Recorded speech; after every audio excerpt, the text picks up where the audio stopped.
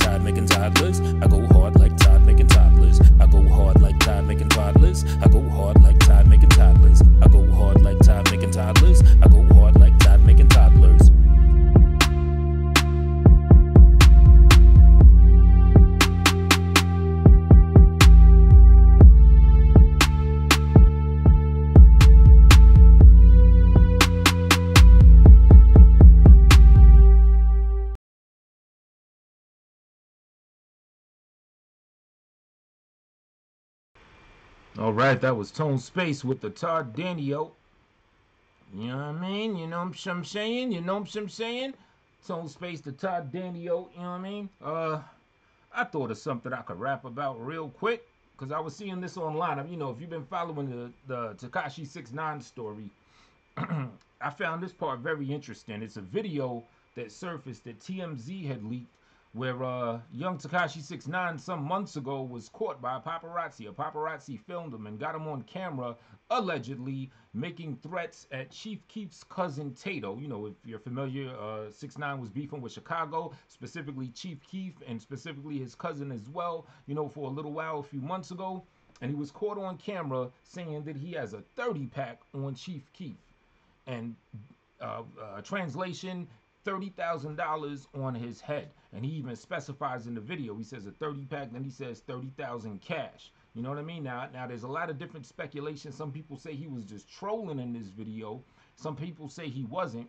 And another thing specifically, this dude My Song came out and said something interesting. He thinks that Academics is like foul for even putting this out, because DJ Academics put this out after TMZ put it out. And if you're not familiar, Academics and Tekashi 6ix9ine, you know, they've been buddies for a little while. They've been friends for a few months, ever since following a DJ Academics 6ix9ine video, interview rather, that they did somewhere in Brooklyn. Ever since then, they've been like bosom buddies. You know what I'm saying?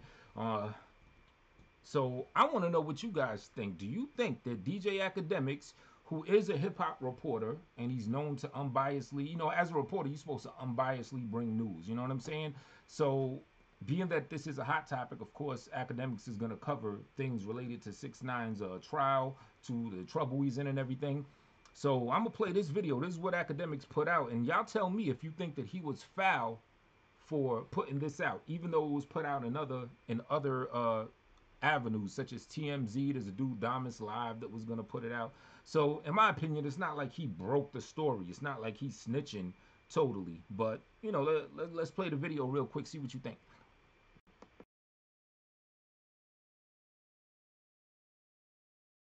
You ain't sell no records. What you mean you hot?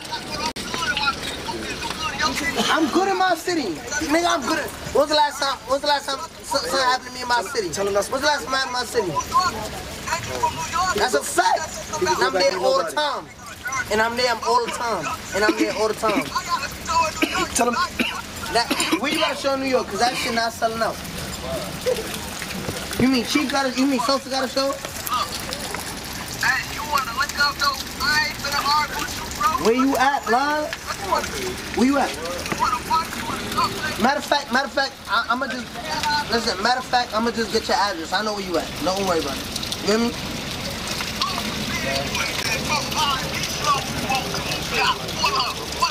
Alright. Yeah. Where you at? You gonna be in your crib or you gonna be in Sosa Hotel? Huh? You gonna be in your crib or you gonna be with Sosa Hotel or something?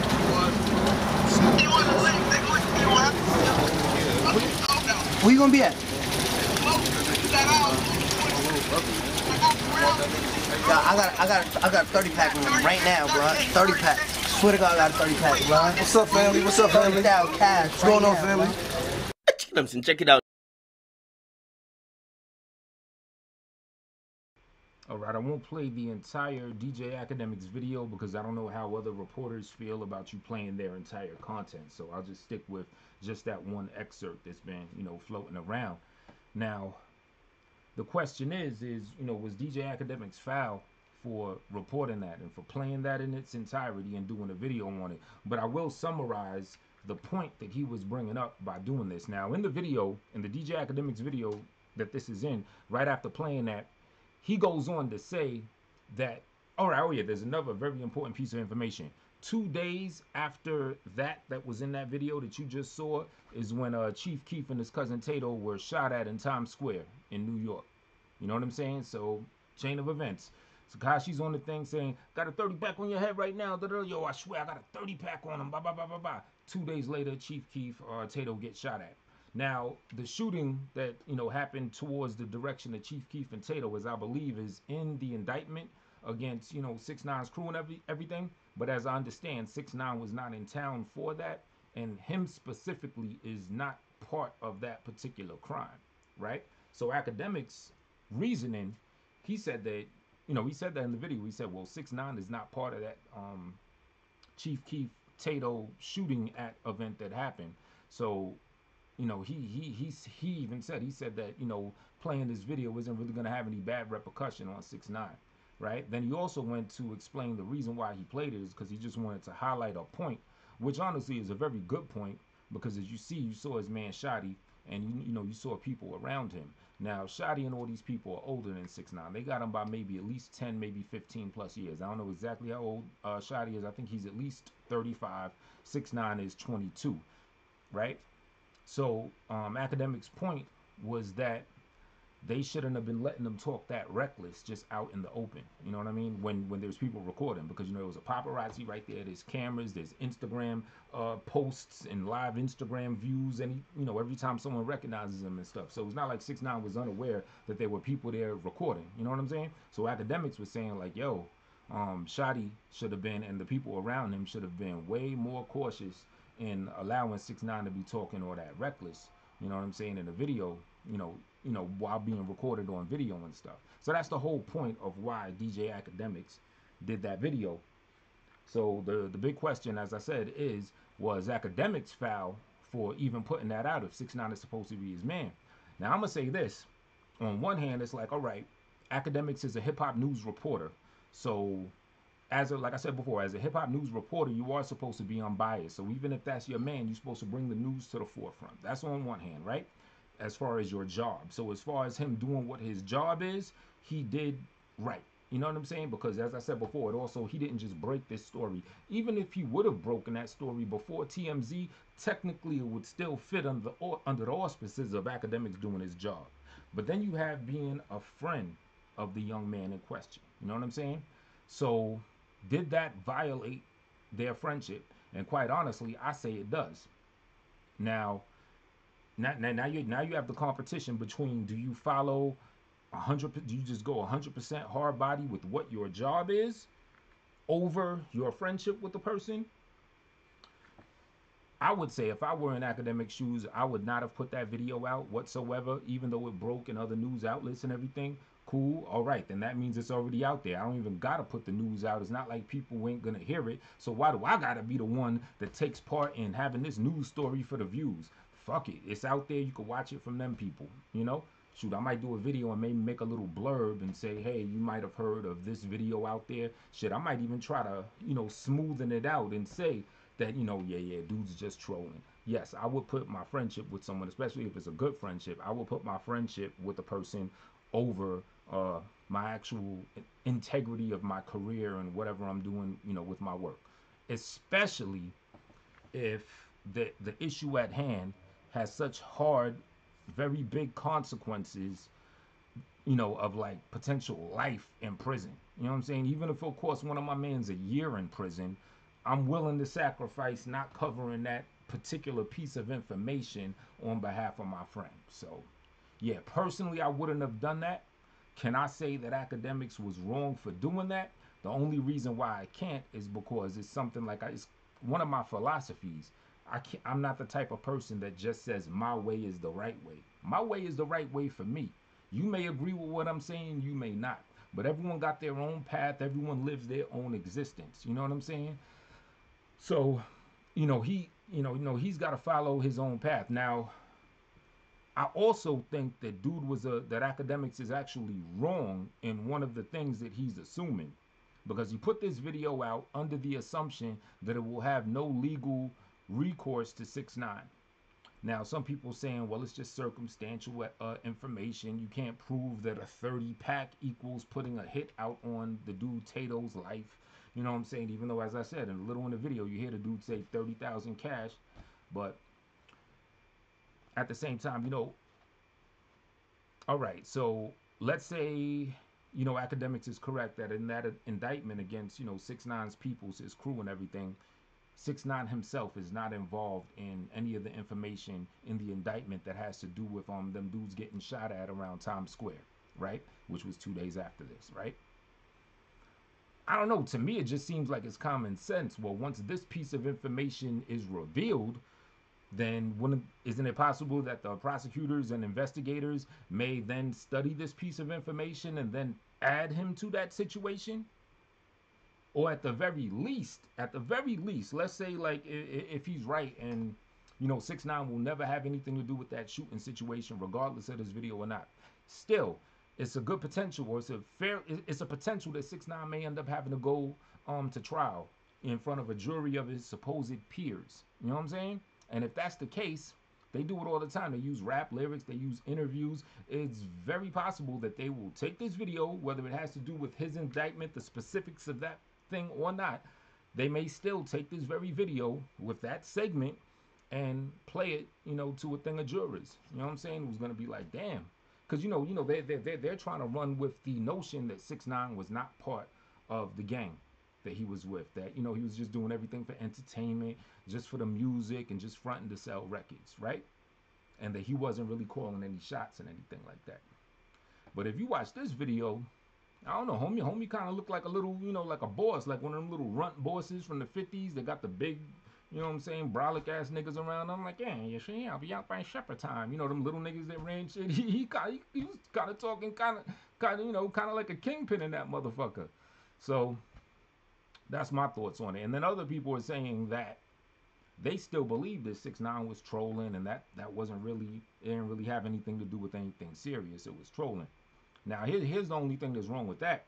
As I understand, TMZ recently just purchased this this footage from someone, from whoever filmed it or whatever, right? So that means this footage just came out. This situation happened some months ago. You know what I mean? I don't know where he's at, California, or I guess in California, because I believe Chief Keef lives in California, so he was trying to like pull up on them and all that bull crap like that, right? So if 6ix9ine was just doing this for trolling, then wouldn't he have put this information out? Wouldn't we have seen this video a lot sooner? You know what I'm saying? If he was up on it and he was just doing it to troll the front like he's hard body, he would have put it out. We're only seeing this now that he's in trouble. That means that this information was not meant to come out by way of 6ix9ine himself, and it's just coming out by somebody that, you know what I'm saying, probably want a little buck and, and are willing to, sell them up the river to get paid. Because, TMZ, they purchase footage from people all the time, and, they don't care, But he does troll effectively. Yeah, I mean, he trolls too effectively, so much that, he done fucked this whole shit up. But yeah, shout out to Elm City, Dookie Ball, and whoever may watch this after the fact. But so that's how I think about that. Because what you call it, Myson, if you may be familiar, Myson is an underground Bronx legend. You know what I'm saying? He did some time, like I think anywhere from like 7 to 9 years. He basically ate a charge that wasn't his, but you know what I'm saying, he didn't want to jam any of his other people up, so he ate that. His logic was like, yo, there's a whole lot of shit that I did get away with, so fuck it. You know what I'm saying? So yeah, so now my son, he's still rapping, still putting out mixtapes, albums and stuff like that, but he's also like an activist. You know what I'm saying? He's very much I guess you could say a conscious individual, so real strong sense of ethics. Now my son has been on Academics' case for a minute, for like many months. He thinks that Academics is just straight up a provocateur. You know what I'm saying? He says that ever since Academics been reporting on 6ix9ine, that Academics has been promoting the foolishness, the fuckery. You know what I mean? And yeah, I could kind of agree. I mean, I guess it's similar to the DJ Vlad thing, where a lot of people are catching these fed cases that have been on DJ Vlad, divulging all types of information. And then people are saying, well, Vlad is the police. I'm a strong proponent that, you know what I'm saying, you're responsible for your own shit. You can't put anything on anyone else. Ultimately, it all comes down to what you do. You're not a puppet. They're not moving your hands. So even if DJ Vlad is asking someone, even if Vlad asked directly, so in the past 2 years, what crimes have you done that you've gotten away with that are not part of a statute of limitation that you can get arrested for? Please explain those crimes to me. Even if he asked the question just like that, it's still up to that person to say no comment, or to say, are you bugging, or to be dumb and divulge the information. And at the same time, Vlad never comes out his mouth specifically to that level. Sure, you know, when he deals with people that have a criminalistic past or present, he does try to probe at it a little bit, but ultimately it's up to the person. There's no reason that dude AR Ab should have been talking about he became a millionaire on the street. There was no reason, and there was no coercing in him doing that. That was all him talking about investing this, and I took over my man had the plug, so I took over after he left, and then I was running the shit, and I'm still running. There's no reason for any of that. Vlad ain't the one putting these words in people's mouths. You know what I'm saying? So that whole Vlad is the police thing, I'm not buying that. You know what I'm saying? Same thing, same thing mostly with academics. I mean, even though academics isn't like known for like directly interviewing people, he'll just take a situation that happens and report on it. But still, when it involves fuckery, at the end of the day, the fuckery is from the people doing the fuckery. You know what I'm saying? Like when he was doing the war in Chirac, sure, he was reporting on a whole bunch of shootings and killings, and yeah, he made a stupid ass game out of it, which I think was in bad taste. But ultimately, it was those people in Chirac that was busting that thing that was doing the dumb shit. You know what I'm saying? So I mean, I could understand where my son is coming from with the whole provocateur shit, but ultimately the fault still lies in them people. Now, what I will say is the people that's around him that was around 6ix9ine, because I still think that I don't think he's one iota of a gangster whatsoever.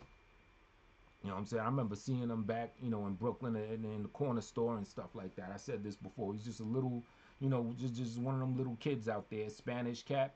And even if you watch, he hung with Spanish people for the most part, other Puerto Ricans. You know what I'm saying? And because Bushwick is a high Puerto Rican environment. You know what I'm saying? He's also half Mexican or whatever. But you could even go online now and look up old 6ix9ine videos where you got the crowd with them. Most of them are like his skin complexion and of some type of Hispanic descent. It wasn't until that Gummo video that he was on in predominantly black videos when he got with that specific alleged organization that he got with. But one thing that academics did say that I do agree with is the people that was around him that were older than him, they definitely had the responsibility to make sure that they keep this young man out of their fuckery, out of their bullshit. You know what I'm saying? Especially if he's hiring them and he's giving jobs to people as far as security or whatever it is, even if just for their own sake, then you want to keep that bag consistent. So that means it's like protect the football. You know what I'm saying? When you have like important intel, they call it a football, just like in sports. You got to protect the football. Do not let yourself get tackled and that football get away from you. You know what I'm saying? So even if it were for selfish reasons, they should have made sure that they kept this young man out of their like intimate dealings and all that crap. Especially the fact that he's so hot with it on Instagram every minute. If a shooting happens, he gets on there laughing and taunting and all this crap like that. You know what I'm saying? Any intelligent organization, any syndicate, crime syndicate, whatever you want to call it, if they got somebody that's down with them and you see them doing that, every few seconds, especially after this and after that, that should tell you something. You know what I'm saying? That should tell you like, yo, this is a crack in our dam. You know what I mean? The levee's about to break with this motherfucker. And that's when you have a sit down and a talk with him and be like, yo, we got to cool this out, or just keep him away from certain stuff. You know what I'm saying? When the video's done with everyone wilding out, jumping around and all that stuff, all right, y'all go about doing whatever nonsense y'all are doing, and you holler at him when it's time to do some more entertainment, or when you're needed for security or to roll with you on your way to this, that, and the third. Even that dude Shotty, I was watching an interview with him. He said that prior to meeting 6ix9ine, he didn't have a Facebook account, he didn't have an Instagram, Twitter, none of that. He was social media illiterate. Like 6ix9ine taught him, because 6ix9ine, like you said, Elm City, a master troll. He knows how to manipulate that because he grew up on that. You know what I'm saying? He was born in 1996. So shit, by the time he was like 10 years old, he had, or maybe 12, 13, he had a smartphone. He grew up as the technology developed. So he knows that world a lot. Shotty's more old school, whatever.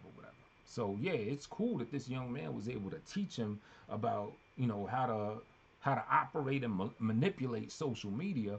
But at the same time, you should have been teaching him of how to keep your business and how to keep your dealings and your affairs tight, solid, and off of that. Because Shotty had a skill set, you know what I'm saying, as well. His skill set was the fact that he didn't have a Facebook or Twitter and all that. Because whatever the heck he was doing, it wasn't, you know, put on public blast like that. You know what I'm saying? So, like, shit, I had my homeboy the other day. I was talking to the phone. I was trying to get him on the show. I was like, yo, get on this hangout panel or whatever, whatever. First thing out my man's mouth was like, oh, I got to show my face and all that. I was like, nah, you don't got to do that. You know, you could hit a button and your face won't be there. It'll just be whatever avatar you got on the screen. Like my homeboy, he's on it like that. And he's not even involved in any illegal shit. You know, he get his money, you know, we got business that we do and all that stuff. Strictly on the up and up. But even still, he doesn't even want his face shown. He don't want his name known. Shout out to you. Peace, peace, peace, families. Oh, and Babs, if you watching that, I saw what you said at the end of the last stream, and I got that. Good look, and I appreciate that one. You know what I'm saying?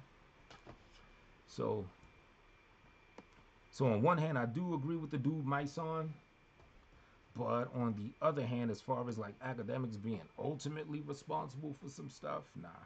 And also as far as putting this video out, I wouldn't have did it if that was my man.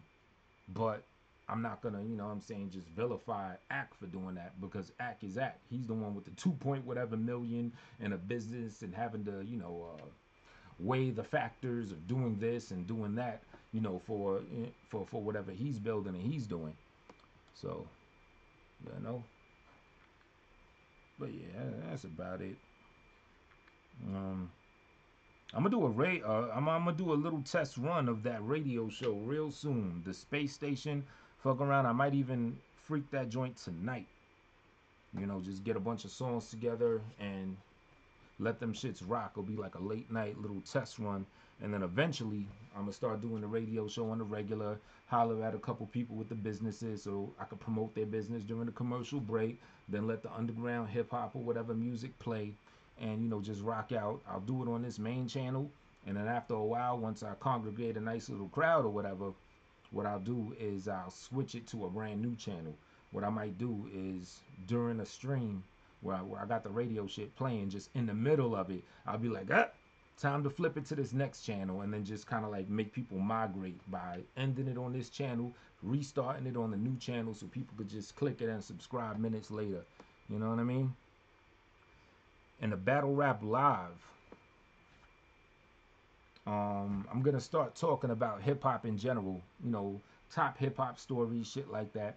I should have been all over this 6ix9ine thing with the Battle Rap Live channel, but I pretty much do shit as I'm moved, as I feel like doing it. So if it ain't really moving me to do it, I don't do it. But a lot of people are in on this whole hip-hop reporter craze now, you know what I mean?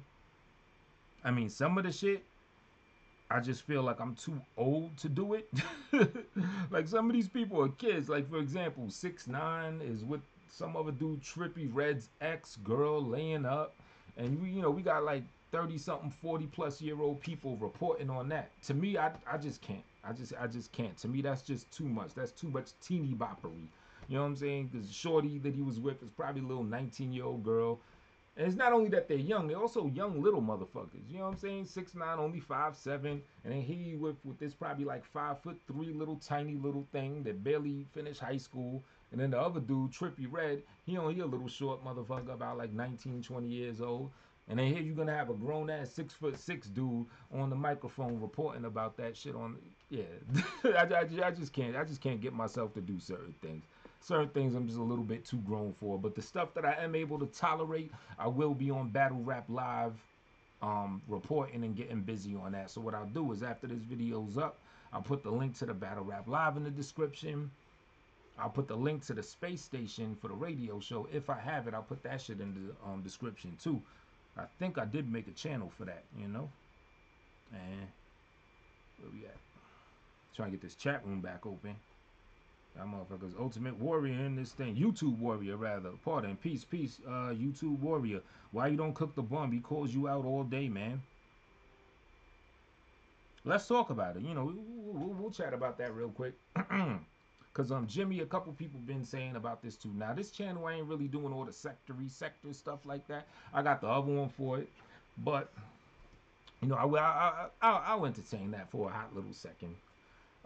Me and Lamar Wills, LA, we've been going back and forth quite a few times. You know what I'm saying? You know, we cool, we do songs, we beef, roast, cook each other here and there. So I think the fact that a lot of y'all like going at him and stay consistent, and for whatever reason, even after your beef seems to be done on whatever issue y'all have, y'all keep, you know, going at him or whatever. I don't do that. Once the issue's done, I fall back. You know what I'm saying? I don't have that like pit bull grip where I gotta keep talking about somebody, and then if we squash beef, I don't even really call it beef, because to me that sounds stupid over little YouTube keyboard shit. That's not beef. We'll call it contention.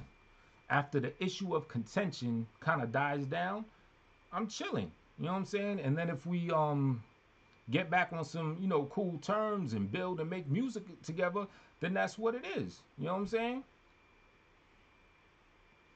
He's not, I haven't seen, like, what's the latest time that you've seen him call me out that you're referring to? Maybe I'm missing something. Kevin in this thing, what up? Yeah, oh, prison will save Shorty life. I don't know. I think, well, I don't want to say, but see, that's another thing with 6ix9ine. It seems like karma is just coming right back at him. For him acting all tough and gangster, now he's in there potentially getting beat up in prison and people picking on him. And on the flip side, the fact that this dude is on this like halfway funny style, new age, feminine thing with the hair, and then doing the videos with the bunny ears, trying to look like a woman, all that fugazi new stuff that I don't even understand. Think about the karmic rebuttal that's gonna have if he does have to do like a long ass stretch. You know what I'm saying? You're gonna have people that's gonna be remembering the whole flicking his hair and the rainbow colors and all that, and eating the ice cream looking like a, I don't know. That stuff is crazy. But yeah, back to LA. It's like, you know, if we have an issue, we have an issue, and once it's done, and we build. You know what I'm saying? Like, there's nobody on this little YouTube thing that I've had a big contention with where it's like it's on forever. It always got to be a never-ending beef. Not one. You know what I'm saying? Shit, even Brian Vlogs. That's a perfect example. I reach out to Brian Vlogs in the same way that me and LA could squash some stuff. I try to squash it with Brian Vlogs in the exact same way. I'm down. I was down to I think I told him that, yo, I'm willing to make music with you. You know, we squash our little issues, we build, we do something. It's him that be on that stupid shit. Brian Vlogs I'm talking about. Well, of course you want to work with me because I'm good and da-da-da, and LA isn't this and that and that. And then he gets on that same LA weird shit or whatever. So yeah, just like Styles. Had issue with Styles, squashed that, and I keep it pushing. And quite honestly, as far as even when it comes to contention, LA is one of the safest people I think to have contention with. And what I mean by that is like it's certain people I ain't even trying to get the smoke. And the reason why is because I'm not willing to go where they going. Shit, LA will like hit you with the jokes and talk shit and everything. Yo, I'm cool with that. Yeah, I get busy with that all day. And the rhymes or do a roast back at you and all that, I could dig that. But, you know, people getting your address and sending shit to your crib and taking your family's pictures and putting it all up and stuff like that. So shit like that I try to avoid. So all the people that be on it like that, I just try to avoid that. You know what I'm saying?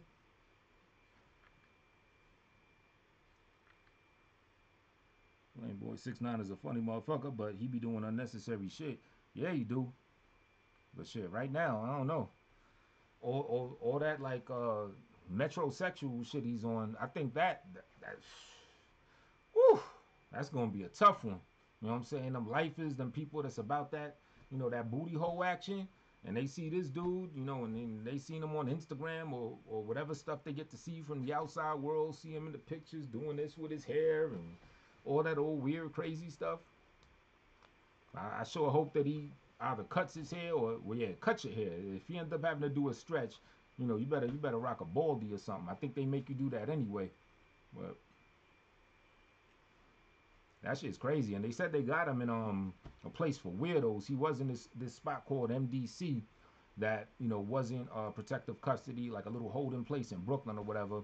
And they said that he got like snuffed in the face, caught an eye jammy or a lip bust or something. And then they moved into like another facility where they house people that are known to cooperate with the police. Also a place known where like people with pedophile cases and all them weirdos be at. So basically they moved him to the weirdo place. So shit, even on that level, even though, you know, it's also a neutral place, no gangs and shit like that. So even though he may not have to worry about the gang shit, right now he might be in a place where he got like weirdos coming at him, you know, on some, you know what I'm saying, on some weird shit that I'd rather not even discuss. Stop being the good guy, man. Bury this YouTube retard, man. LA is the greatest hater. I just watched him send a hit on somebody. Yeah, I just played that on the TMZ joint. Playing a serious that's gonna come back on him. Yeah. I was playing that earlier, talking about how academics didn't break that story, but he also put it out, and academics is supposed to be his man. I was talking about whether that was foul of him to do that or not. Because if you know this dude, Myson was trying to say that academics was like hard body wrong for that. Also, Hassan Campbell got on academics' case for putting that shit out too. And I was saying that I don't think he was playing just because that video happened months ago. And if he was playing and if he was really trolling, then he would have put that video out for people to see. But that video only came out a couple days ago because I believe somebody sold it to TMZ and then TMZ put it out. So it's not like he even wanted that shit out. But, and if you look at it, if you look in the video, you see Shotty almost ready to kind of like tell him, you know, Shotty kind of did make a signal saying, hey, peace family, or something like that while 6ix9ine was talking reckless. Let's see if we could go there. Now, I gotta be. Matter of fact, I'm gonna just get your address. I know where you at. Don't worry about it. You hear me?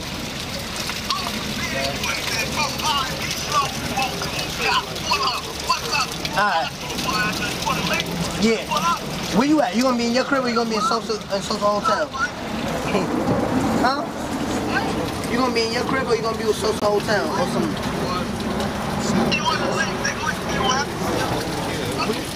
Where you gonna be at? I got a 30 pack right now, bro. 30 pack. Swear to God, I got a 30 pack, bro. What's up, family? What's up, family? All right, that part there. What's up, family? What's up, family? You know, it sounds like he's like Shotty was talking about somebody else that he just recognized being there. So maybe that's when they recognized someone was there. But yeah, check that out. What's up, family? Where you gonna be at?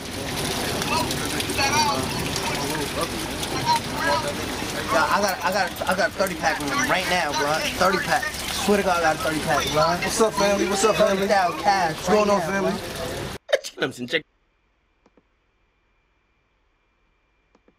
Well, if he was on that What's Up Family to kind of like tell him to cut that shit out, it was too little too late. Dude had already said, you know, the dumb shit he had to say. He'll pay someone to do a hit, but won't do anything himself. I mean, of course. You know what I'm saying? A little 5'7", little runt.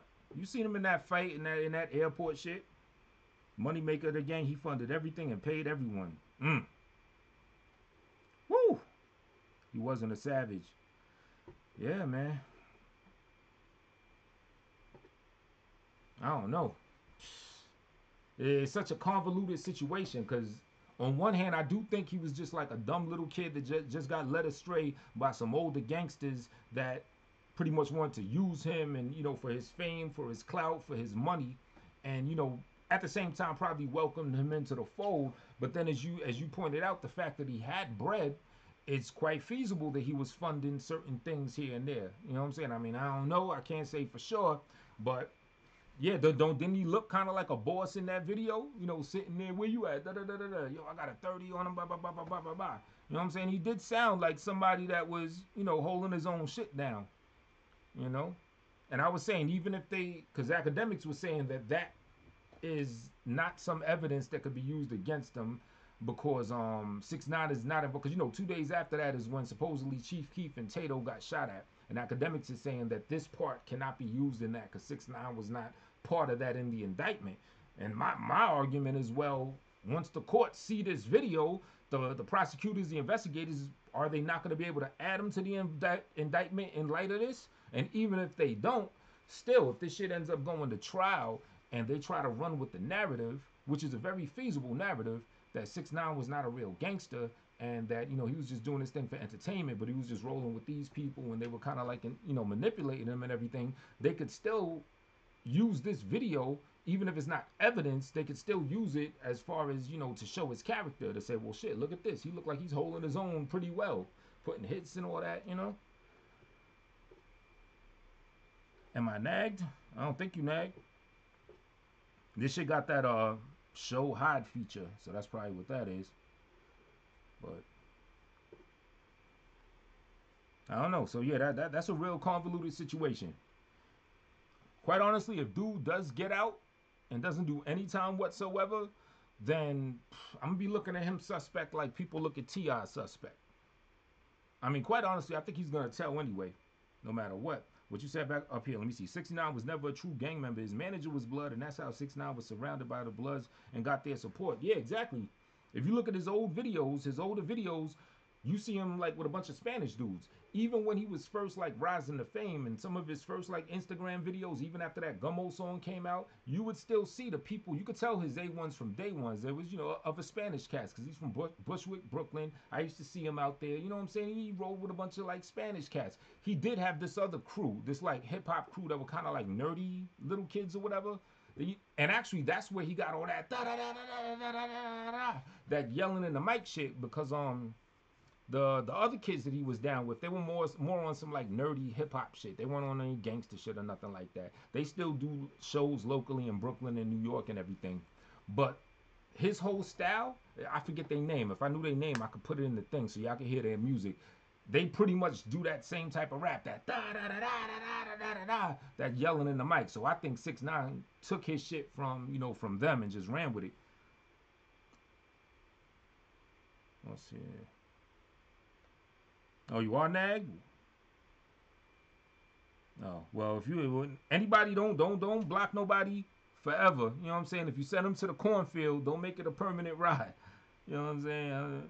I don't know what's going on. Flame boil that. Oh.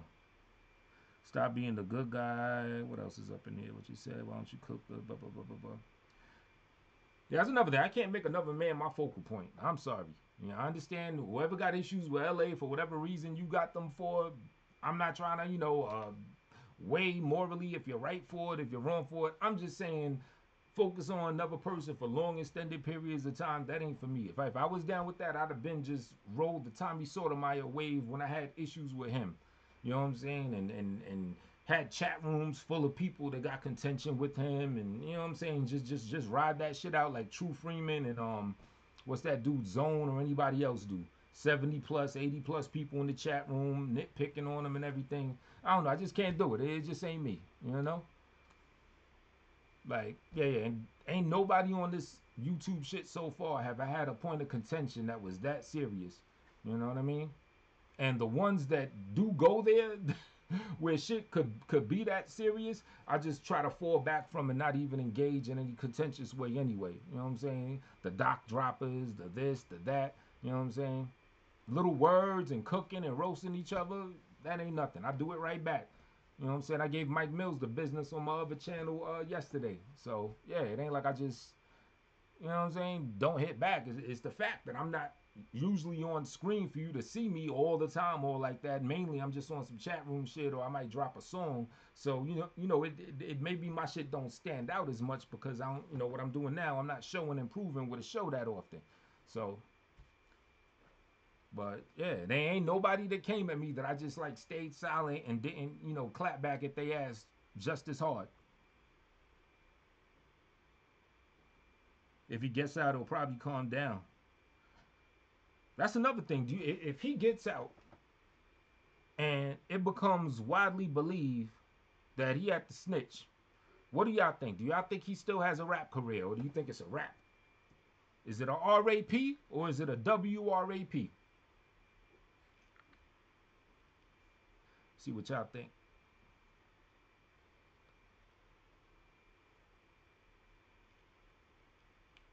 Oh, Kevin, you banned by accident, no doubt.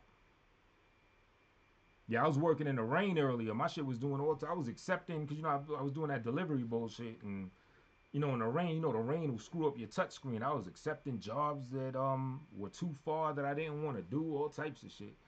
Yeah, I hate when that happens. But yeah, what do y'all think? If he gets out, and it's even speculated that he snitched, is he going to have a rap career?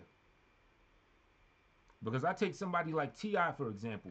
You know what I'm saying? T.I. is heavily considered to have snitched because he had a case with a whole artillery. You know what I'm saying? He had Iron Man's gun cache, a case with that going on, and he was able to do a year and get out. And then when he got out, as I understand, he was doing local commercials, local tip line commercials in the Atlanta area. You know what I'm saying? If you see this, blah, blah, blah, blah, blah, call the police and dial blah, blah, blah, tip. Which is ironic itself, because, you know, TIP, that's what he used to call himself. So TIP was on that TIP shit when he got out. So let's see. I think he'll still have a career, but without all the gang repping and protection, he won't able to retain that image that got him famous in the first place. He'll become a run-of-the-mill artist, and T.I. hasn't rapped about gang shit since then. Ah, that's interesting. I mean, the fact that he, you know, to me, once he did that song with Nicki Minaj, that's when I was like, you know what? This is a perfect time for you to transition away from all that gang shit. You know what I'm saying? Even though that song wasn't his usual, you know, yell and scream on the mic. And when you're yelling and screaming on the mic, obviously you're projecting a more aggressive type of behavior. And when you're projecting a more aggressive type of behavior and delivery, then your content is going to be a little more aggressive too. So, because I don't think that he could have a career and do like 100 Fifis, like all his new songs be on that same cadence as that joint. I think that was just like a special thing. He was on a joint with a shorty or whatever. I think for him to still be relevant, he would have to stick to his patent style of da da da da da da da da da da. You know? So, but I like that one shit he got on. Cause you know, I'm not a huge fan of dude. Like he's one of the new people that's tolerable because I like his energy. And, you know, because I used to see him around the way before. So to see somebody like, you know, around the way come up and everything, like, you know, that's going to have an effect. You know what I'm saying? But I do like the shit he did with other homeboy that's locked up, the GS9 dude, Bobby Shmurda. You know what I'm saying? For some reason, I like that song. Like when the line when he said, "Dumb nigga, rolling up your cousin in a blunt," nigga. Like he just shitted on that whole Chicago thing of smoking of this pack, smoking of that pack. Like he summarized that whole shit up in just like one line. "Dumb nigga, rolling up your cousin in a blunt," nigga. Like to me, that was just some like basically that's saying like New York is like looking at y'all like, yo, what the fuck are you doing? Talking about rolling up this person, rolling up that person. Like the way he just broke it down and summarized it. And you know, no offense to people of that this pack, that pack culture, talking about, I mean, actually no, somewhat offense, because I'm not co-signing people that's talking about rolling up their rival people's homies in a blunt. Nah, I can't co-sign that shit, not at all. But still, that was a good line. But I'm no offense to, I guess, is just the whole drill music thing in general. You know what I'm saying? But anything that actually represents doing some old violent shit or talking about people's dead homies, yeah, I ain't co-signing that. So that shit is whack. But too lazy lit for you, yeah.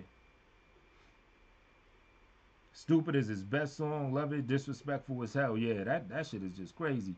He got it, Ebro. Just an old nigga on a young man's dick or something like that. That shit was fire. But yeah, I just got on here to talk my little bit of shit. Matter of fact, since we got Kevin in the building, let's throw this joint on. Let's hear. And since Kevin is in the building and we talking about, you know, young, new, fresh artists, let's listen to the Future, shall we? Let's listen to the Future. There we go.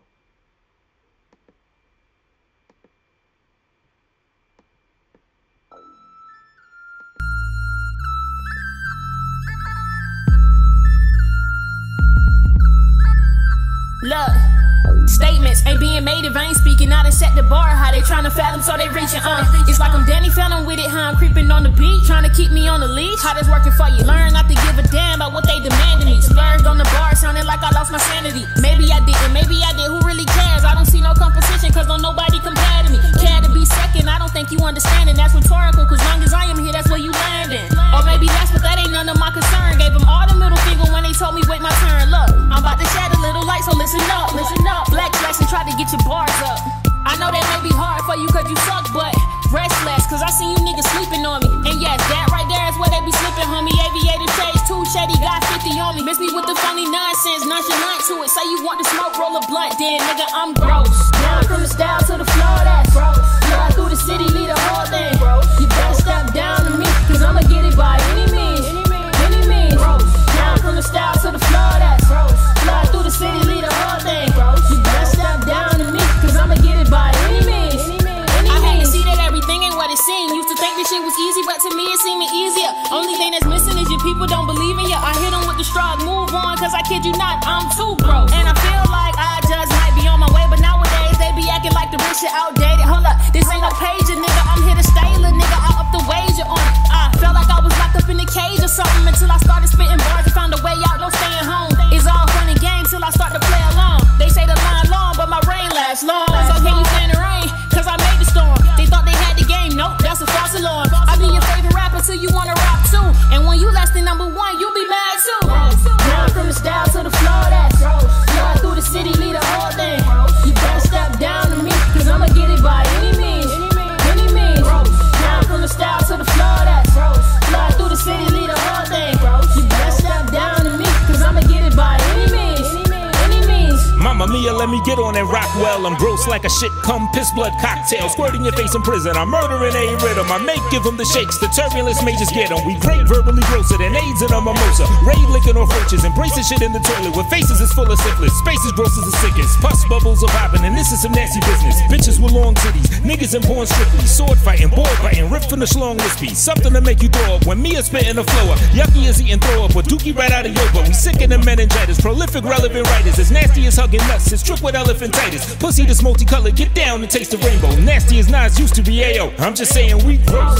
Down from the style to the floor, that's gross. Fly through the city, lead the whole thing, bro. You better step down to me, cause I'ma get it by any means. Any means. Down from the style to the floor, that's gross.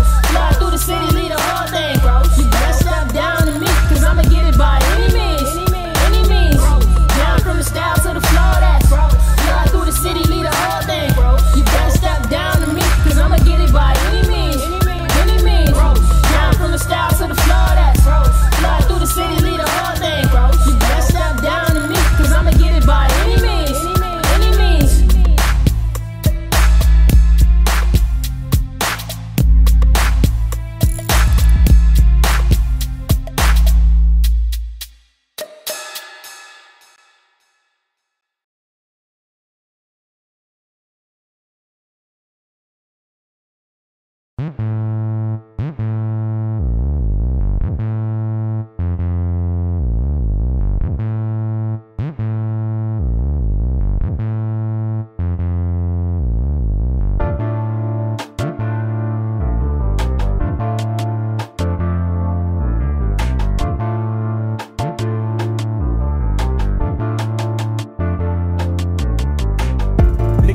Shit for a fashion show, and that's a no-no. Commit to an action, stick to your passion, yo, and then you gon' blow. Up in the game, fuck what they saying. Suckers are lame, clutching your fame. Buckery king, cause these niggas won't stay and they lay a game. Hey, let me tell you how I did it. Started as young and I was running with a bunch of niggas, brother, but the best. So the step to your set, to your flex to your rep. It's right to wanna break out. When I lay them out, space, space, space. Give me space when I lay it out. Time is money, I don't got nothing to play around. We'll lay it down quick, when the battle will be over in the first round, bitch. Ass niggas, you can ask of us. They're gonna tell you that we real and spectacular. If the jewelry truck, then I can back it up. Now give me 50 feet when I get in this heat.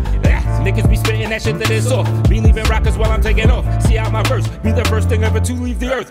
Break the glass ceiling and you're so feelings. Feel them, these are the real ones. Blooded or heady, be hunted authentic. You leaning on something I said, you know my name. Always came, and me and Nicole. No deep in your soul. You know we taking off, but she got the ball taking over the game. I'm a spinner, yeah, I'm a spinner.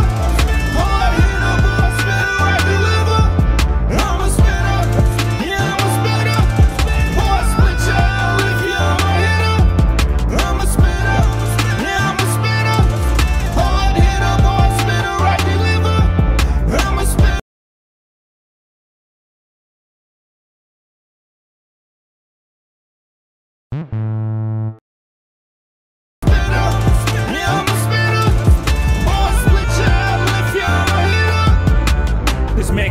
chew the swine like a savage. Still call me savage, and you like baggy pants the way I play you out. You niggas booty and shot like your ass in hands. Wanna beef with me? You do not have a chance to do a battle dance at a cattle range. You're too calcified for the wrath to hand you. These are monkey bars with a batch of bananas. Tone space pose hand is the same name. Flow great, show the game how I play. Transform my account to the fake game. Bands off for the bars that I may say. Cop a house off the hits that I write you. Cop a house I was filled with the white dudes. A lot of soul be a foot like a right shoe. Got a whole team of spitters, that's my crew. Blip, killing them, blip, killing them. Firing shots that'll snipe you. Who is the best lyricist on the face of the planet? If you say pose, can you write? Now these rap wildin' out at the guard hour. And the trappers surviving off God's power. They done stuck us in the hood so we can harm ours. Side of government roll like a car voucher. Food for thought, yeah, it's healthy, gon' trim the fat. Lean up, pull me, get the fucking Lord out you. This flow will put you in hospitals. I'm hospitable, hot spit at you, hot spitable. Clipping your shots fired, not missing ya. You like that, right? Knock the heart out you. I'm a spinner, yeah, I'm a spinner. Hard hitter, boy, spinner, I deliver. I'm a spinner, yeah, I'm a spinner. Boy, split y'all if you're a hitter.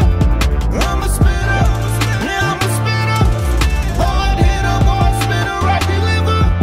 I'm a spinner, yeah, I'm a spinner. Boy, split y'all if you're a hitter. Thank you very much, ladies and gentlemen. But we're not done yet. You see, we've got a very special guest spitter tonight, and she wants to tell the trolls out there what the cold part is. Do you feel me? She ain't no joke, but she'll hit your ass with a punchline. So without further ado, allow me to introduce to you the queen to be, Mia Nicole. Me on the call, A-Tone, say that I'm taking the game over. I see no lies in that. I have no problem with niggas that mumble, cause how could I be mad at something I don't understand? I just don't fuck with it, it's not my forte. I'm not a fan, I am a spitter, I told you I'm gross. Passing it down to my little lambs, cause damn it I can. I am the GOAT. Talking that shit, trying to bring out that side of me. Rappers are really a rare commodity. Bitch, I'm not a rapper, told you I'm a spitter. You don't know me, but you know nobody realer. See you mad, cause my verse is untouchable, and really don't nobody fuck with you, So you took your time out to come in some, Just make sure you know who you coming for. I cannot beef with no old talentless nigga. Handle this nigga, I would really dismantle this nigga. Really, you just a fan, little nigga.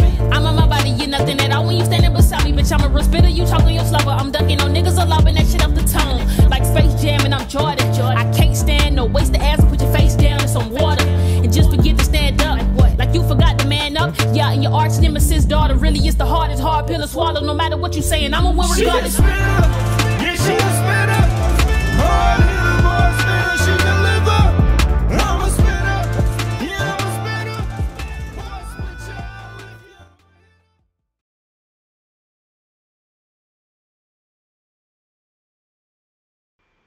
you're... All right. That's I'm a Spitter featuring me and Nicole. And before that, we heard Gross. And you know what I'm saying? Right now I'm an official real fake Jew. You know what I'm saying? I got the the Hasidic curls popping and all that shit. You know what I'm saying? So we run Jew York. You know. I remember I did this shit like this, busted out the Jew curls one time on Halloween, and that's how synchronicity works. I was in Maryland where you don't even see them Hasidic people at. We was in a liquor store and shit.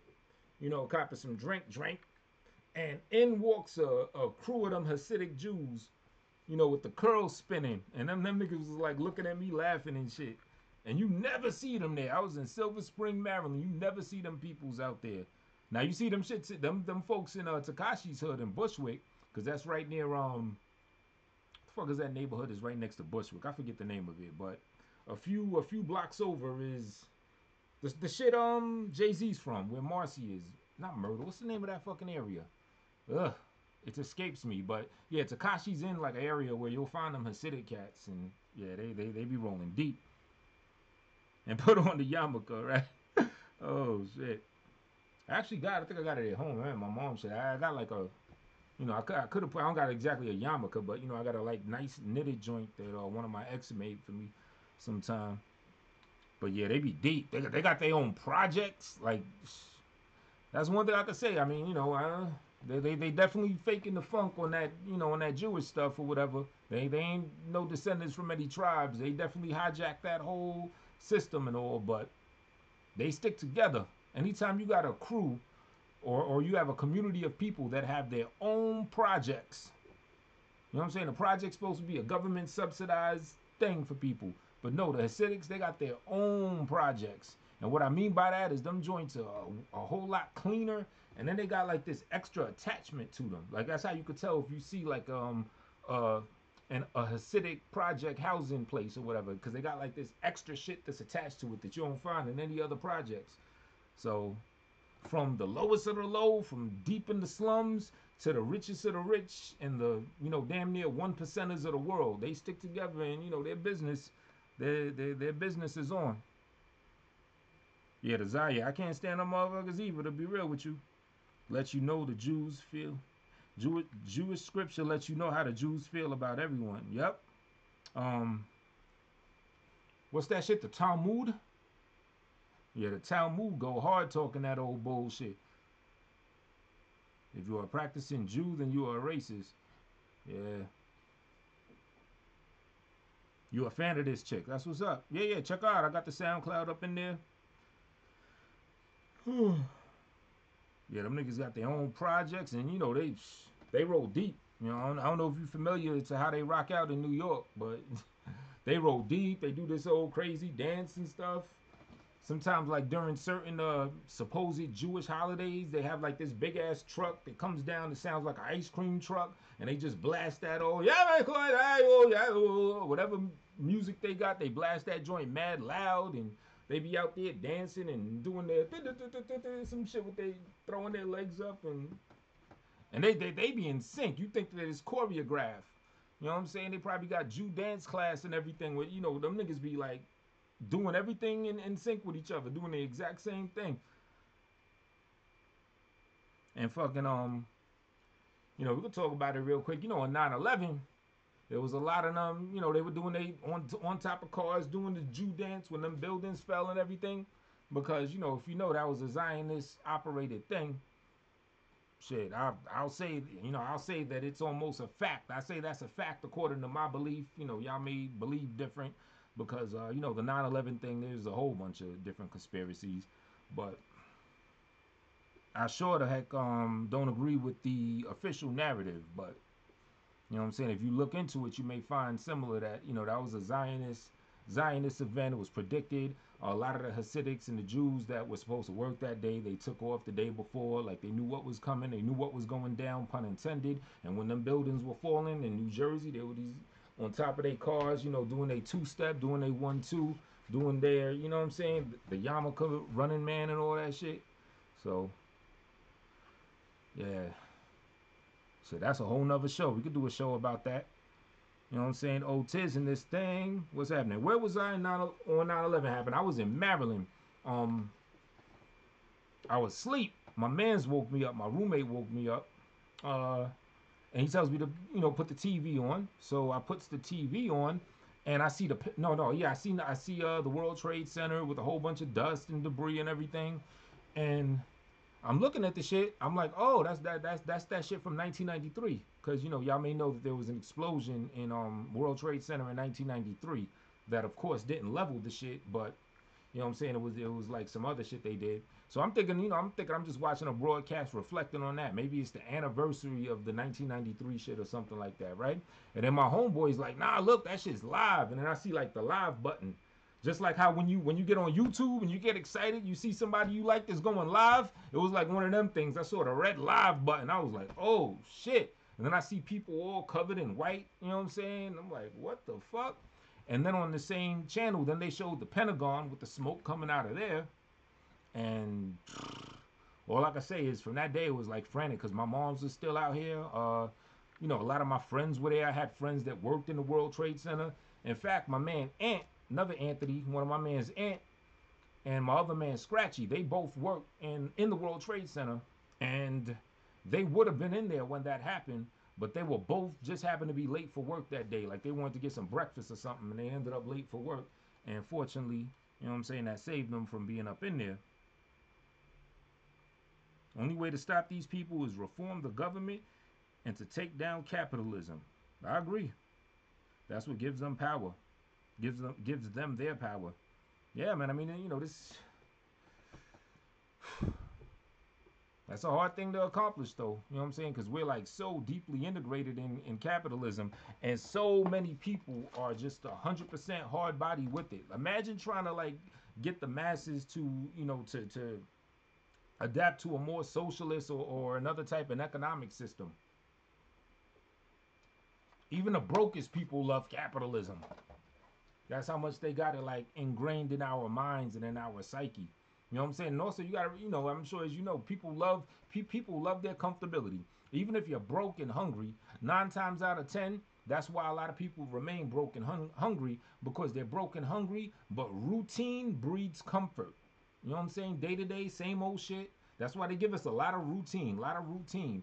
Television, this, news story at 5, this at that, this, oh, go here, time to do there, work, 9 to 5, come out, go to the bar. Like, routine keeps you complacent and it keeps you comfortable, even if you're struggling. You know what I'm saying? They try to, and they do a very good job at it, they try to keep us in a routine and keep us away from, you know, just doing something different and something more exciting. Like that excitement that you had as a child, you know what I'm saying, as a 5, 6, 7, 8-year-old, you know what I'm saying, before you did them 12 whatever years of school and learned to sit at your desk with your hands like this, hold a pencil like that, you know, oh, science here, now you got to go to this class, blah, blah, blah, indoors for a good portion of the daytime while the sun is out. And then, you know, when it's wintertime, get out of school, practically the sun go down, you know what I'm saying? So, yeah, so even the broke people under this capitalist society would probably averse to wanting to change it because it's very comfortable.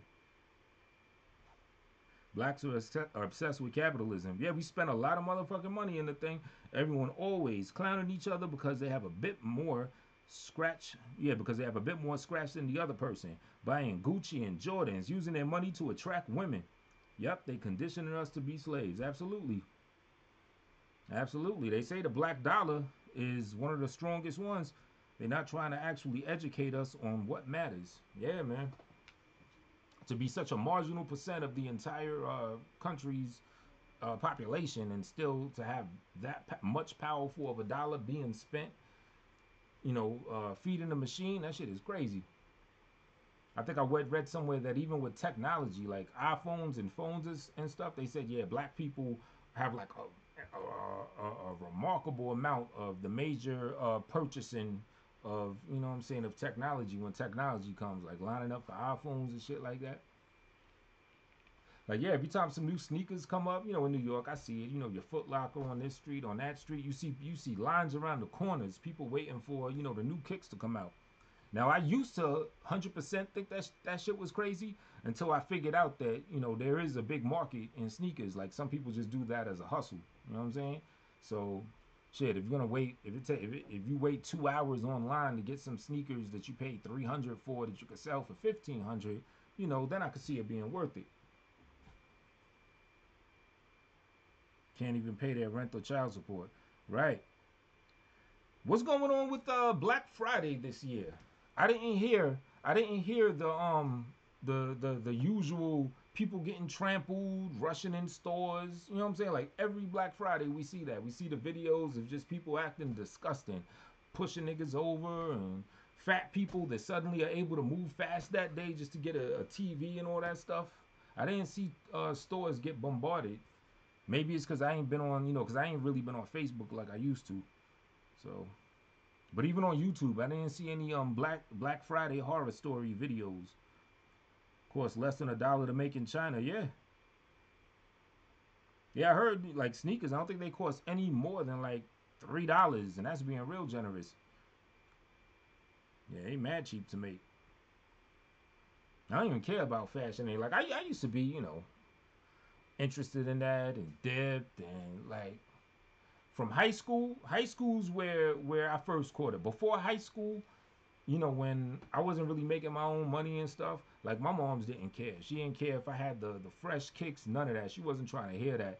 If I have some whack kicks on and I tell her I got clown, she'll be like, well, why don't you tell them to tell their mothers to buy you the fresh sneakers? You know what I'm saying? She just didn't give a fuck. She was just like, yo, you got sneakers, you got shoes on your feet, you got this, you're matching, you're good. Like she didn't understand the you know, the social dynamics of a child at school dressing on some bullshit.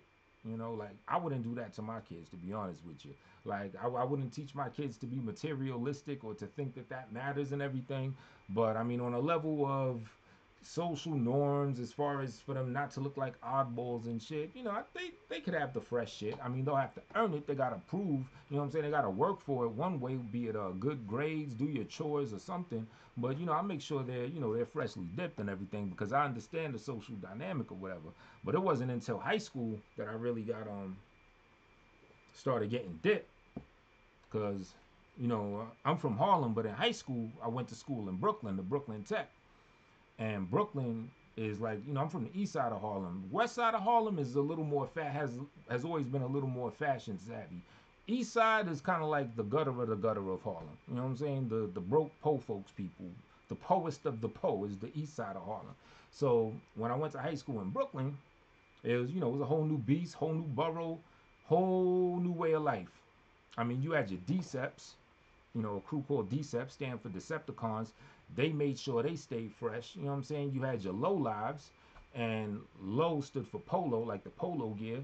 They, you know, they were low lives because they would steal their polo. Like to be down with the low lives, that's pretty much what you had to do. That means you were a booster. You go into Macy's with the rigged up bag with the metal shit on it. You know what I'm saying? And you know they wear nothing but polo. So they were fresh. The Deceps made sure they were stay fresh. I mean, Deceps for the most will rob people for their shit. So the polos will steal it from the store. The Deceps will steal it off your ass. And then you just had your regular people that, you know, were from Brooklyn. And the fashion sense was just up on a way bigger level. I was rocking on Boss jeans. I thought I was the shit for rocking the Boss. I went to Brooklyn Tech. Niggas was clowning me for days on the Boss shit. You know what I'm saying? So I had to get my weight up, learn, you know, that's when I started fucking with the Guess and the Nautica, Tommy Hilfiger and all that. And then, and you know, I made sure that, you know, the kicks were fresh, you know. We used to go to the outlets. Reading, Pennsylvania, we went to Reading, and there was another outlet a little upstate in New York. I forget the name of it, but we would go there. Because, you know, you can get the shit for like dumb cheap over there. No shoes. It's okay to look nice, but when you're wearing something only because it's expensive, then there is a problem. I agree. They clown you for dressing poor. I remember kids wanted to kill themselves when they got clowned for wearing fake Jordans. Wow. I wore Pro Wings and XJ 900s for years. Word, OT. I was rocking on, what's some shit's called? Olympians. You ever heard of those? From Favor. Y'all remember Favor? Favya? I stayed in Favor, like as a shorty. Like my mother's cutoff limit for sneakers as far as the price was like $40. She wouldn't spend any more than $40 on sneakers. But back then, like the lowest price of some bearable sneakers so you don't get clowned was $50. So because there was that $10 mark that she just wasn't trying to go past, I had to wax. I was only $10 away from having something presentable by, you know, your fellow student standards. And that was for $50 you could get like those Reeboks, the 5411s, you know what I'm saying? You get some of those, or you get some like standard. I think back then you could get Air Jordans, not Air Jordans, Air Force Ones for $50. Because they're, you know, Air Force Ones are like top tier shit now. They done remixed them so many times and everything. But around when they first came out, you know, they were kind of like more the low tier. Like the Jordans were always, you know, the $100 or better joints. But oh yeah, I had some Avias. I had some Olympians. Shit, I think Favor made Olympians. Olympians were like the official sneaker of the store Favor. You know what I'm saying? So yeah, shit was rough. Probably the closest thing I had to some presentable name brand kicks was Champion. And even that was kind of bust. That shit was ass cheeks. But, you know, the fact that you could rock the fact that at least Champion was a recognizable brand. You could have a Champion sweater, a Champion hoodie. So, you know, the sneakers, not really. But it's, you know, it's better than some Olympians and stuff like that. You know what I mean? But yeah, when I got to high school, you know, I had my own little hustles, jobs, and capers. So, shit, it got to the point. And I keep it real. When I was like 14, 15, it'll come to the point where I'll be saving my lunch money. Like my mom's giving me money after school to buy, eat this. I would either buy, because I was into the comic book shit. I would cop the comics, and then I would look online to see the prices. And it, basically, I was strategic. I ended up selling comics, like figuring out the shit that's gonna be worth something. Like if there's a first appearance of somebody and everything, like the first appearance of Venom or Carnage, and then, you know, I'd do it like, I guess, like how people do stocks. You know, I was deep into the comics then, and I knew the trends. I knew what was going to be valuable. You know what I'm saying? I go to a couple comic book events where they're selling like the rare appearances of this and that. So basically, my hustle was selling comics. I dabbled in high school. I dabbled in weed for like a hot little second. Not really tough like that, because one of my mans, he ended up moving, and we had either had stash at his crib or we had money in his crib. Either way, when his ass moved, all that shit went with him. So we just messed up the, you know, the whole hustle. So yeah, it was comic books. Had a couple jobs. Had my first job when I was like 14, like working with some younger kids in like an after school recreation center thing. And I think there's a couple other things I was doing. You know, nothing, you know, real crazy or wild. I wasn't, you know, pumping krills or nothing like that. But yeah, I was saying, I would not eat. You know what I'm saying? Like if it's some like fresh kicks that I wanted, and you know, I'd spend like maybe $1. I get a slice of pizza, and that'd be dinner.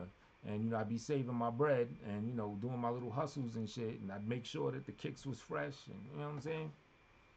But yeah, once we started going to the outlets, shit got a lot easier, because you could spend the same amount of money that you would spend on some, I don't know, some bullshit ass jeans. You get some Guess or some real Boss, the Hugo Boss. You know what I'm saying? That's when I learned the difference. It was like, yeah, Boss ain't what's popping, but the Hugo Boss, that's the, you know, that's the real shit. The other Boss was just like the fake one. Yeah, everyone want to look better than the next man. See, because even though I'm telling this story about all this shit from trying to have the hot kicks and, you know, trying to look presentable, the main thing I'm saying is I was a teenager. So that's some old teenage shit. Miko says, I remember back in high school when you would clown for your jeans being too tight. Yup. Now tight jeans are the shit. Absolutely. Absolutely. Even the casual fitting jeans. Like, I don't rock that super tight shit. I'm never gonna get with that. But I would, you know, the best I'll go with is somewhat form fitting. It's still gotta have a little bit of, you know what I'm saying, room to breathe and shit like that. Not that super tight bullshit. But back in the day, I remember in like the 90s anyway, you couldn't even have just a form fitting shit like the shits I wear now. You know what I'm saying? There's another word for it. I forget. Casual fit or something like that. Like your shits had to be baggy. You know, you had to have jeans where you could literally fit both your thighs in them joints. Them shits had to be baggy and long. That was another thing. You couldn't have any you know, you couldn't, your shits couldn't be flooding. You know what I'm saying? Like who was it? Easy Eater said, little fat, no, Drayster or the other one, yeah. Drayster on Real Motherfucking G's. Little fag trying to sag, but you're flooding at the same time. You know, now, I'm assuming this is what they meant, because you know West Coast lingo is different, but I'm assuming what he meant is that you're trying to sag your jeans, but they still flooding. And flood basically means when the bottom of it, like if you sit down or even when you stand up, if that joint isn't like really going down your leg, like resting on your sneakers, then that means that your jeans were flooding. You know what I'm saying? And, you know, we had all types of jokes. The flood is over. The flood is over. Bye-bye. Like if your shits were, you know, the cuff, like this being the leg of the jean. Like if your shit is like up here, and this is like, all right, there's your foot, and your shit's like up here, then you were flooding. Like your shits had to be like this. Even sitting down, your shits had to be like this. Not even like this. You had to have like a good amount of, you know what I'm saying, extra jean fabric chilling there. You know what I'm saying? So yeah, your shits couldn't be tight and your shits couldn't be flooding. Otherwise, it was a rid-at. Back then, everything was gay. Now men dressing better than women is a trend. Oh yeah, they done flipped it up. Used to wear XXXL t-shirts. Yep. Oh yeah, me too. They used to call you gay for wearing tight jeans. Yeah. I mean, I still think that shit's suspect. You know, I just think that the gay shit is now just integrated in our culture. I think the tight pants shit is part of the acceptance to, you know, all this gay shit. Like I was saying about dude Tekashi 6ix9ine. Colorful ass hair, tight ass clothes, using Instagram and Snapchat filters with the little bunny ears and flicking his hair and all that. And now he locked up with people that's, you know, that's into that type of shit for the wrong reasons. Not because it's cool, but you know what I'm saying? Because it's something they, you know, they like to do to your butt. So yeah, they definitely reversed the roles on us like a motherfucker.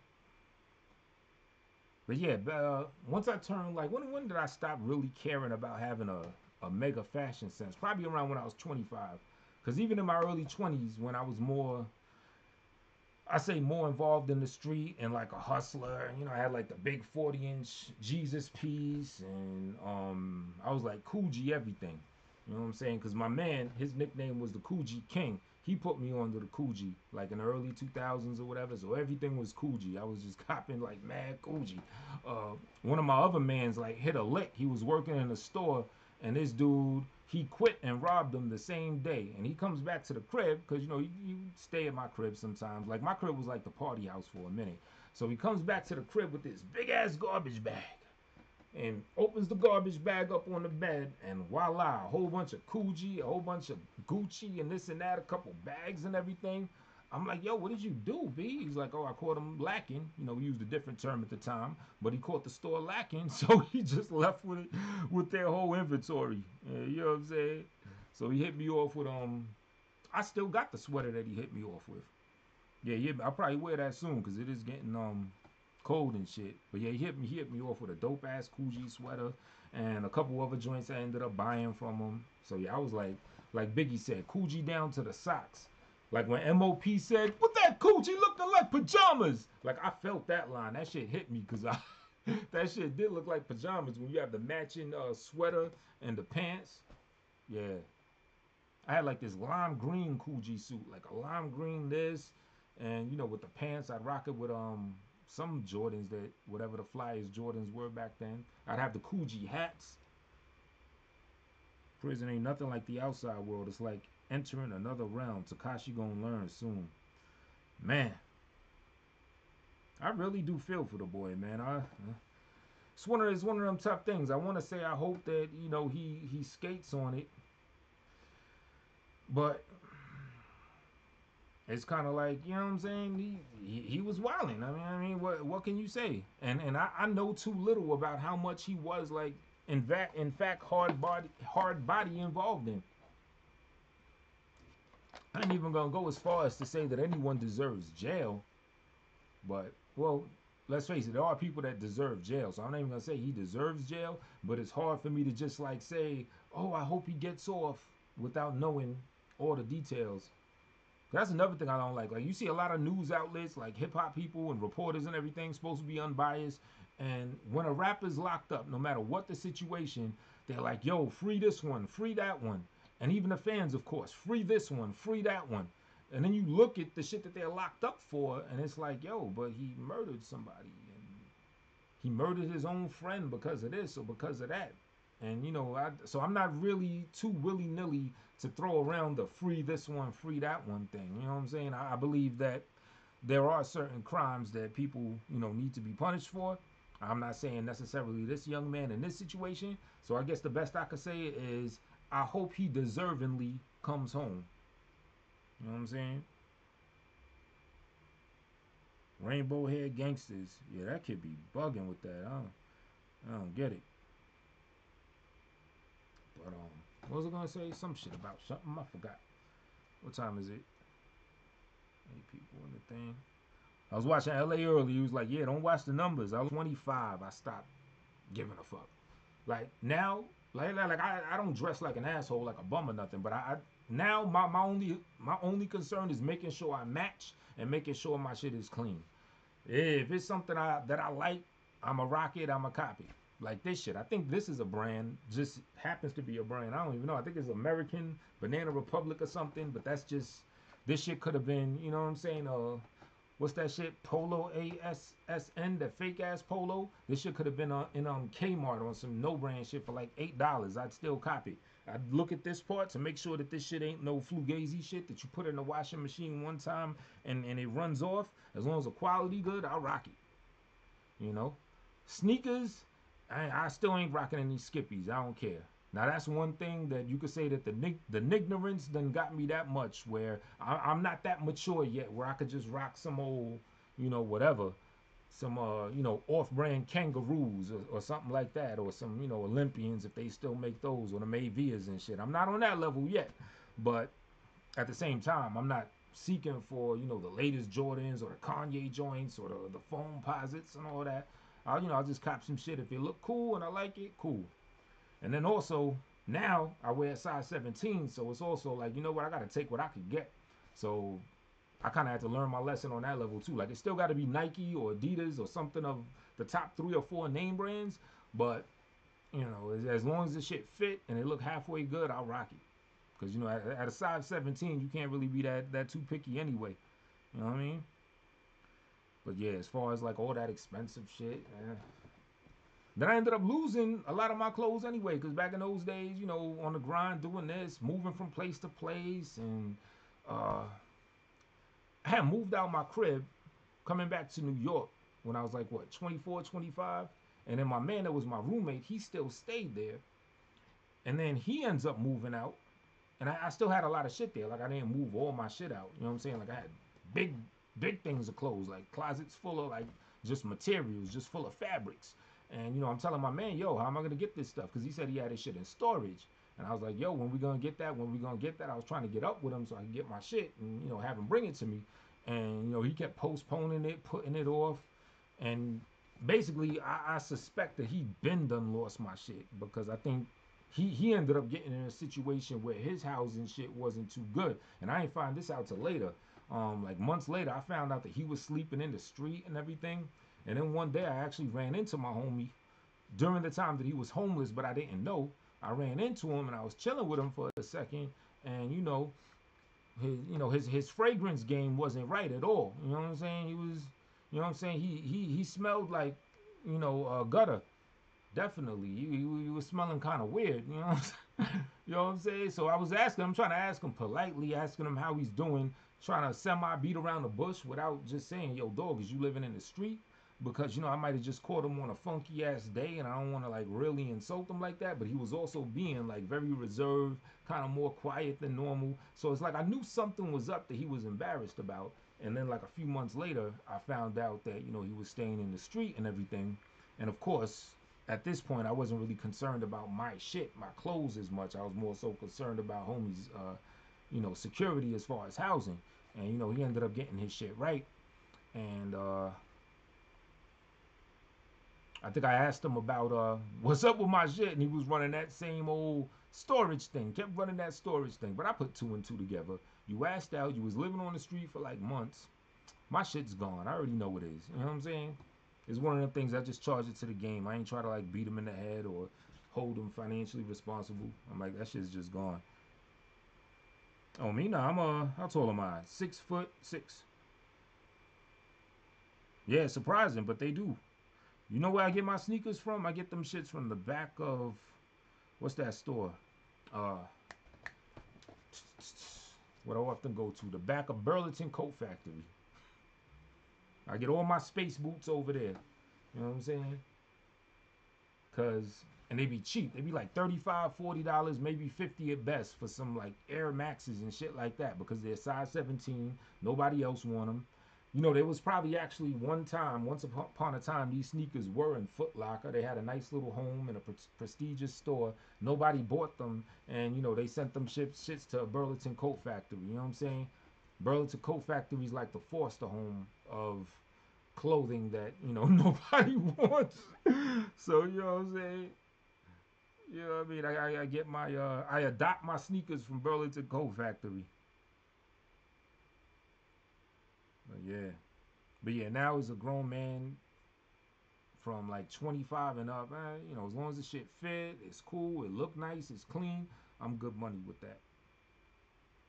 Yeah, exactly. Nobody wear that size, so, you know what I mean? Gotta do what they do. How long I've been on this thing? I'm about to cut this off. I don't know if Kevin's still in here. I sent you them beats. I want to see what you think about them. I'm going to send them joints to Mia. Damn, I've been running my mouth for a minute. It's almost 2 hours. All right, we're going to close this thing out. I'm going to throw another song on real quick. So, yeah, thank you for coming true. As I said before, what I'll do in the comments, I'll put a link to the Battle Rap Live channel. I'm I'll put a link to the space station if that channel is already made. If it's not, I'll make it, then put the link in there. Like I said, it's going to be a music show, underground hip-hop. Commercials is going to be promoting people business. And the Battle Rap Live is going to be me doing like commentary and shit on things in the world of hip-hop. So yeah, let's close out with a joint.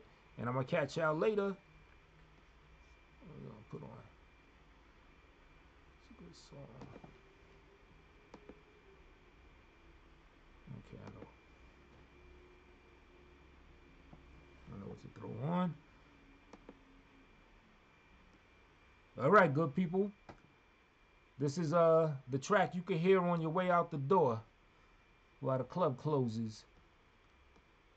If I can find the joint. Party's over. Tell the rest of the crew. Yo, space. All right, y'all. Peace.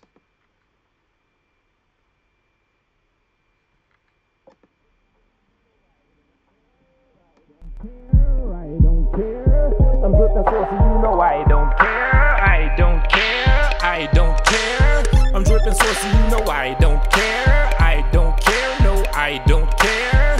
I'm dripping saucy, you know I don't care. I don't care. I don't care. Pull up, pull up, pull up, pull up. Hey, shorty boy, got a full cup. The Mardi Gras is popping. I see many options. I'ma let you know what all the odds is on poets. Like a spoken word show, I just let the words flow. Diamonds and the pearls make the girls glow. The world is moist, or what you hoit for. Got the term from LA.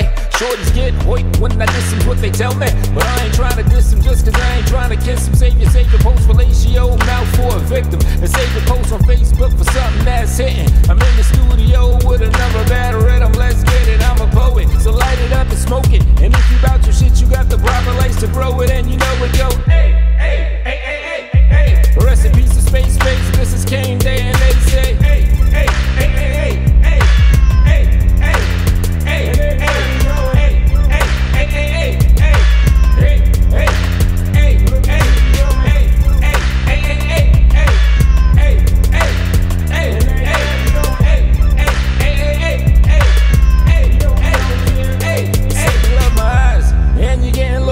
charge it to my vibe cause I'm fly, drippy sauce until you partied all night and you tired, wanna cuddle with me like any man in my mind. We getting rough and busy. Next thing you know is me all up on your nipple, started reaching for my missile, like my initial.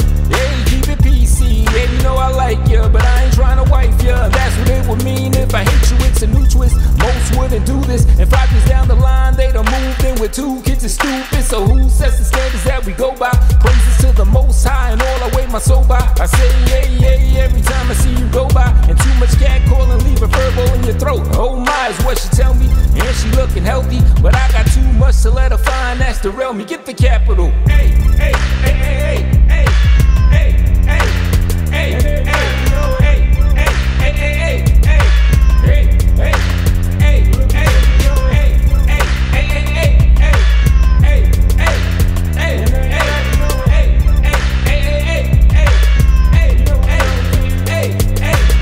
I'm dripping saucy, you know I don't care. I don't care. I don't care. I'm dripping saucy, you know I don't care. I don't care. I don't care. I love your body and the way you looking at me, but you still telling lies to me. You all up on me, getting horny, yeah, we robbing, but you still telling lies to me. Pull up, pull up, pull up, pull up. Shorty man is a full duck, quack, quack, quack, and then he's quacky as a loony. Must be out of Disneyland, the motherfucker goofy. A fan, keep on acting like a groupie. I took his girl's hand like the Mac about a movie. Niggas sue me, I'ma do me. I'm trying to fill the bag up, so I don't got time for the dragging of a fair. Yeah, ooh, ooh, ooh, now it's 2 up in the morning. And if I found my wife, we gon' wake up to some yawning. Then I'm boring like a bull, so I'm seeing what I can pull. It's Devin part 2 and the parking lot is full. Every time I get hungry's when I see you more to feed me. Your little box of horror trying to trap me, take it easy. I know your body bad, baby, matching and be classy. And I don't got no cash for your ass, so don't ask me. I'm just out here going, hey, hey, hey, hey, hey, hey, hey, hey, hey, hey.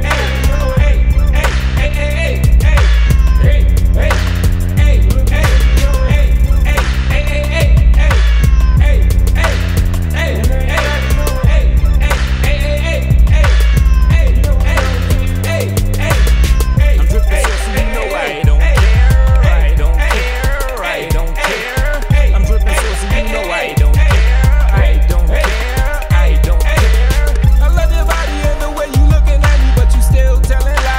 me.